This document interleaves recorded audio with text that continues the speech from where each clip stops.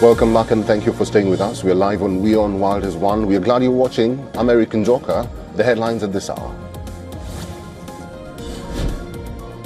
The Kremlin says Russian President Vladimir Putin has been invited to join US President Donald Trump's Board of Peace, meant to oversee governance and reconstruction in post-war Gaza.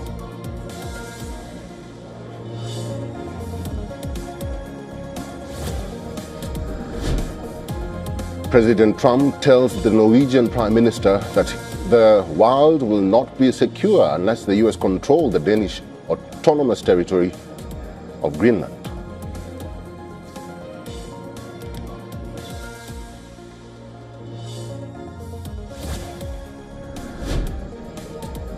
UK Prime Minister Keir Starmer says that trade war is in no one's interest after US President Donald Trump vowed to hit Britain and European countries with tariffs over their support for Greenland.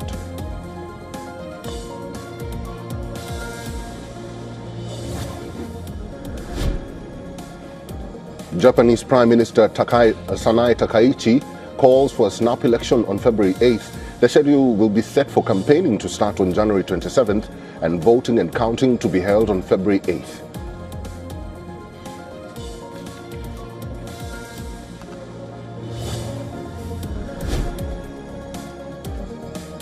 The International Monetary Fund has upgraded its 2026 global growth forecast, cites a boost from tech investments, warns that a re-evaluation of AI productivity gains or renewed trade tensions could bring disruptions.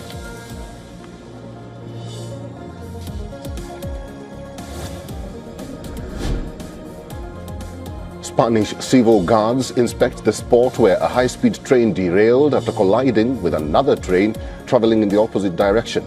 The collision has killed at least 39 people and injured more than 120.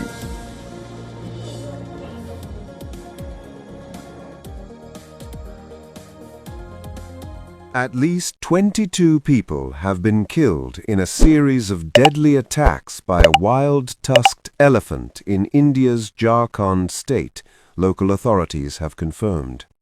The incidents were recorded during the first 10 days of January 2026, after the elephant reportedly wandered out of forest areas and entered nearby villages.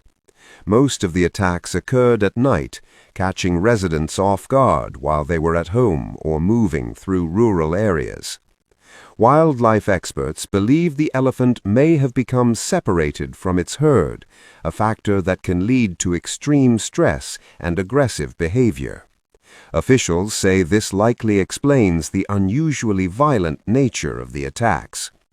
Forest Department teams and special wildlife units have been deployed to locate and safely tranquilize the animal.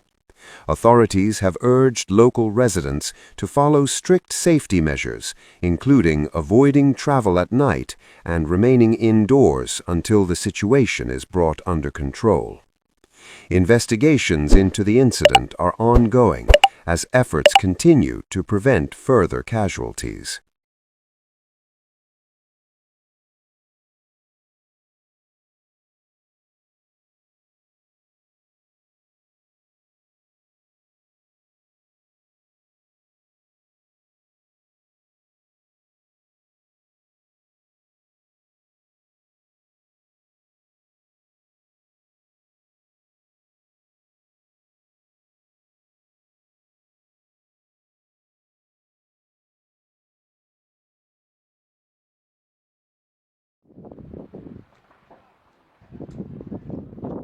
No, esto lo vivimos mal, pésimo mal. Empezó el juego en este momento de aquí, saltó para este lado, se quemó esa camioneta. Estábamos encerrados aquí en este momento con el fuego noche. Lo pasamos mal, todo mal. Toda la gente mal, absolutamente mal. Fue algo que vino en un momento y pasó.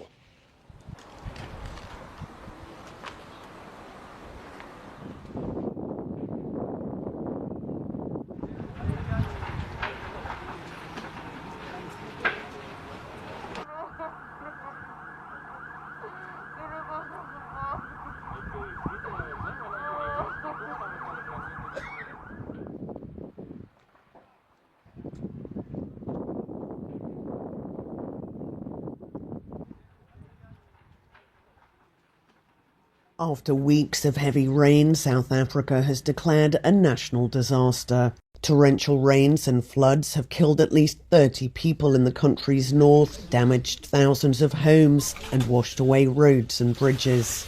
The disaster declaration allows national authorities to coordinate the response. The northern provinces of Limpopo and Mpumalanga have been hardest hit, but at least 3 other provinces are also affected.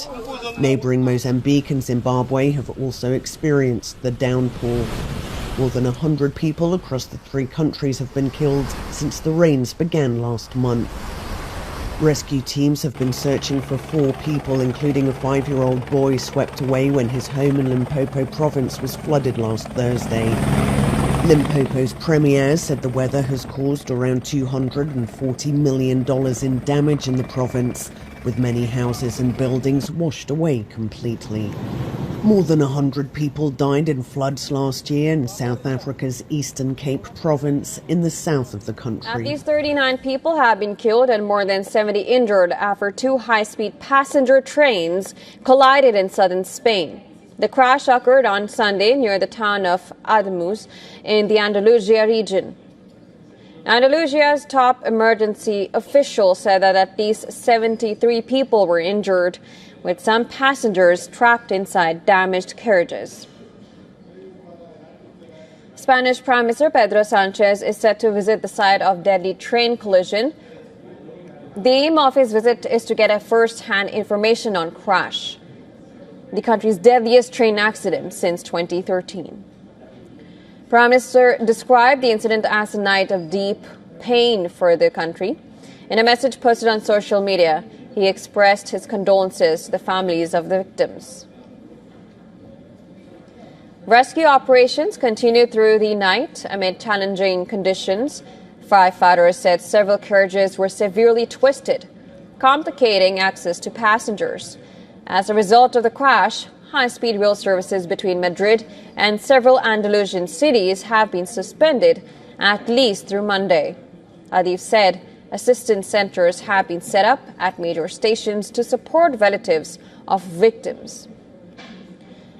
Spain's royal palace said King Philippe VI and Queen Letizia were following developments with great concern and offered their condolences to the families of those killed, along with wishes for a swift recovery for the injured. Spain operates the largest high-speed rail network in Europe, with more than 3,000 kilometers of dedicated track linking major cities across the country.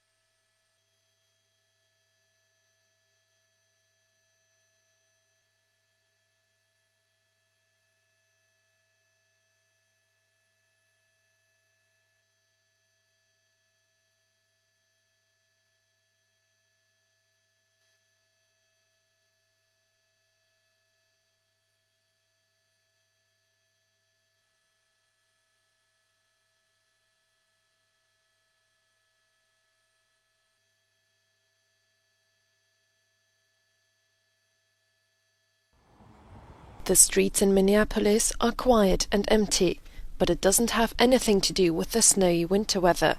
Even inside in this shopping mall, customers are nowhere to be seen. Recently, business owners here have said that the ICE presence in town has scared away their customers. A lot of employees don't want to come to work. Some vendors don't even bother opening their shop because they don't expect any customers. People who used to have 15 to 20 customers coming in an hour say now they're lucky to have just one. Others are struggling to make rent, having to pull together funds. Immigrants, but also US citizens from minorities, are afraid of meeting the same fate as hundreds of others who have been arrested by immigration officers in recent months. The fatal shooting of Renee Good by an ICE agent in early January further increased tension and fear in the population.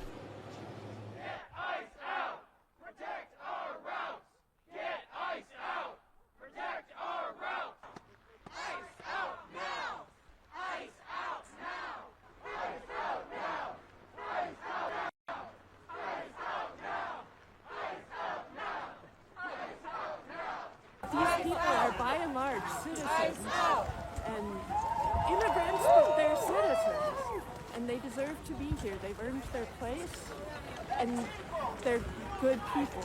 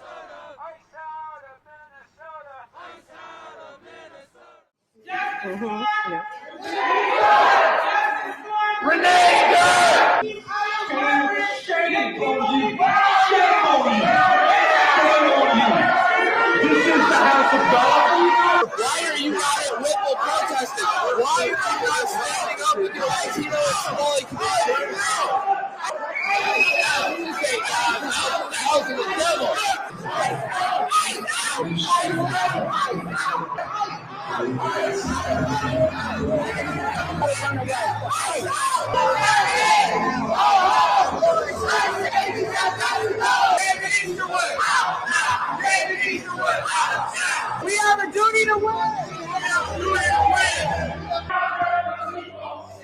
Justice for our immigrant neighbors. Justice for our immigrant neighbors. Justice for Renee Good. Renee.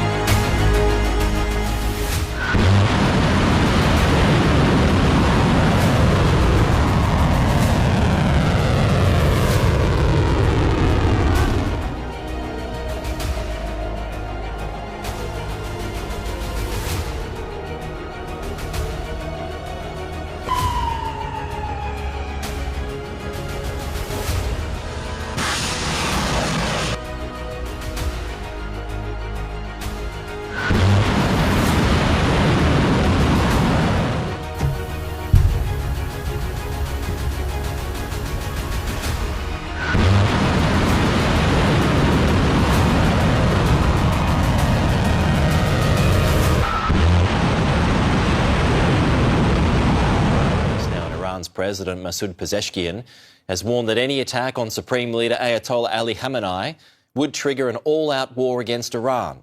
In a post on X, he says if the people of Iran face hardship and difficulties in their lives, one of the main reasons for it is the long-standing enmity and inhumane sanctions imposed by the United States government and its allies. Any aggression against the Supreme Leader of our country is tantamount to all-out war against the Iranian nation. At least 5,000 people have been killed in protests in Iran during more than 2 weeks of unrest. US President Donald Trump has been blamed for encouraging protesters after repeated threats to intervene and promises of military support. I think it's really bad, especially what he just did with Venezuela.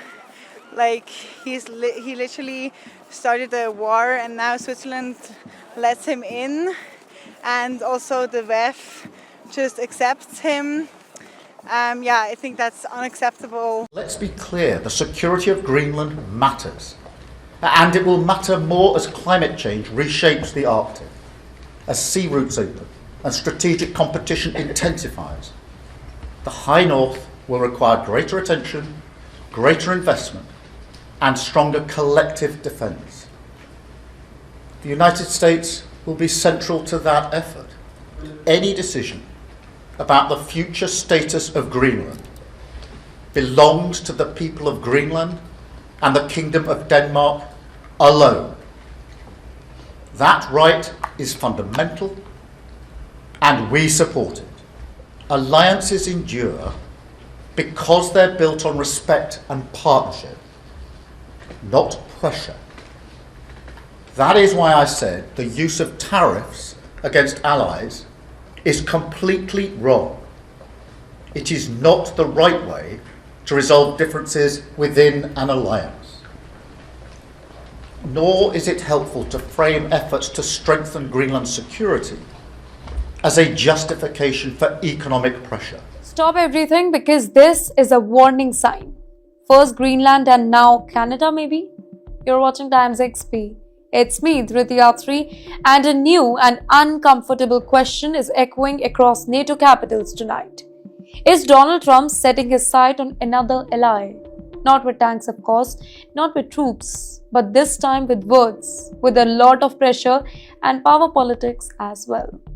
So here's what really is causing the stir. Behind the closed doors, US President Mr. Donald Trump has reportedly stepped up criticism to Canada's ability to protect its own north. Not publicly, not in a speech, but very privately in conversations that have made diplomats really uneasy. Let me tell you the concern here. Canada's vast Arctic territories, its long exposed northern frontier, and growing activity by Russia and China in the polar region. That's right. But you know why the Arctic is so much important to everybody? Because it's not about ice and snow anymore. The Arctic is becoming the next global battlefield. Sadly, the ice is melting. It is opening new shipping routes, untapped oil, gas reserves, and drawing attention. Military submarines are moving quietly under the frozen water. Russia has expanded Arctic bases. China calls itself a near Arctic state. And the US is also watching closely all these moves. Then comes the Trump argument. This is according to the officials, by the way. Canada is too slow, too unprecedented, too dependent. In Mr. Trump's view, Ottawa is not just doing enough to defend territory that also affects American security. Well, the message is blunt here. If you can't secure it, somebody else will. Washington's official line, it is more careful. US officials insist that this is not about confrontation. They say that the goal is deeper US-Canada defense cooperation, modernized Arctic radar system, and stronger NORAD capabilities, joint monitoring of Russian and Chinese moves. Basically, in short, the US is saying let's do more, but this time together. Ottawa is also pushing back. Of course, what can you expect from Canada here? Canada is not amused. Officials in Ottawa stress that Canada is a sovereign nation, a founding NATO ally, and long-standing US partner. They reject any suggestion that Canada's north is vulnerable to takeover or maybe foreign encroachment. The message from Canada is loud and clear. We are not Greenland and we are not for sale. But the shadows of Greenland, it looms really large. Do you remember? Trump once openly floated the idea of buying Greenland from Denmark. Yes, that's classic Trump. It shocked all the allies, it rattled NATO, it changed assumptions. So when Trump now is questioning Canada's Arctic defenses, it's not really shocking. People, they are listening it very differently. This is not about invasion anymore. Let's be very clear, nobody is suggesting that US troops are going to march into Canada. It is about leverage here, about shaping policy, about forcing allies to spend more on defense, and about redefining who controls the critical region here. And Trump has used this strategy before, if you remember it. But why NATO is not paying close attention? Because Canada is not just any country, it is a core NATO member, a key Arctic stakeholder, a bridge between Europe and America. Now, if pressure can be applied here, it sends a message to others as well. Spend more, do more, or expect scrutiny here. So in the end, here's what we are really looking forward. This is not a power conversation about who guards the Arctic right now. It's about who sets the rule and who steps in when gaps appear. Trump's worldview is simple. Allies must prove their value or face uncomfortable questions or maybe scenarios as well. And yes, one final question, it lingers. Is this just tough talk to push Canada into action, or is it beginning of a much bigger debate about sovereignty, security, and influence in the Arctic age? Because when great powers look north, they are not just seeing ice. This time they are seeing opportunity, and this story is only just beginning.